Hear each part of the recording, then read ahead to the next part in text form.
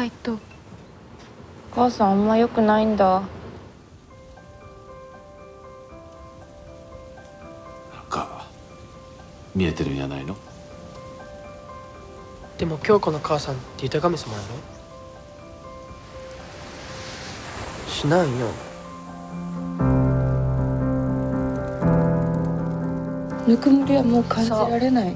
そうぬくもりじゃなくても心のぬくもりがあるの。足りない。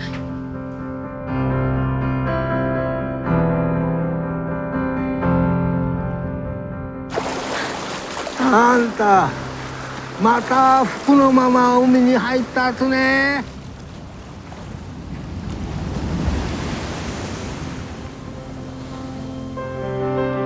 京子に京子の命にもうずっとつながって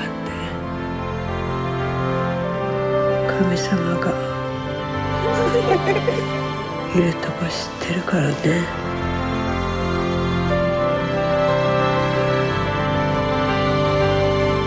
だから怖くない。